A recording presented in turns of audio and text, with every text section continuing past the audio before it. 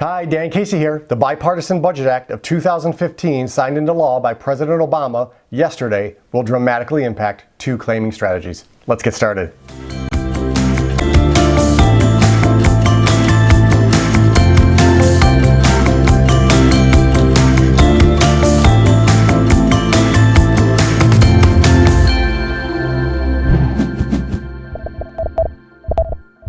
It's been an interesting week here at Bridge River Advisors. To help you with these sweeping changes, I wanted to put out this quick video. A workshop is already in the works, so make sure you're on my mailing list to get an invite for that. And please click the subscribe button here to subscribe to my channel here on YouTube. Okay, let's get started. Let's go through some of the basics so we can know more about what's being affected and what's changing. All right, first, the strategy of filing a restricted application was to tell the Social Security Administration at your full retirement age, and remember your full retirement age is 66 if you were born between 1943 and 1954, that you did not want your benefits, but instead those of a spouse, either current or divorced. File and suspend was a strategy I talked about in length in my seminars and some videos here on my YouTube channel.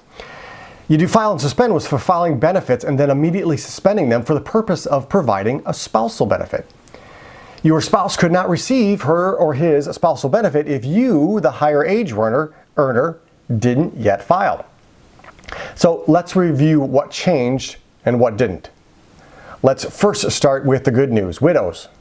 Widow planning was not affected at all. All switch strategies that existed before are still in place.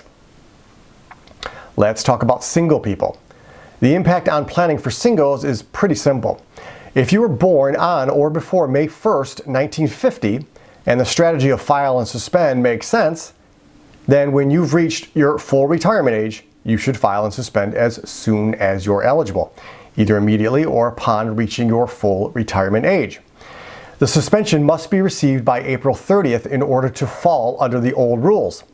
Suspending benefits under the old rules should preserve the option to request a retroactive lump sum payment should your circumstances change, while benefits are suspended.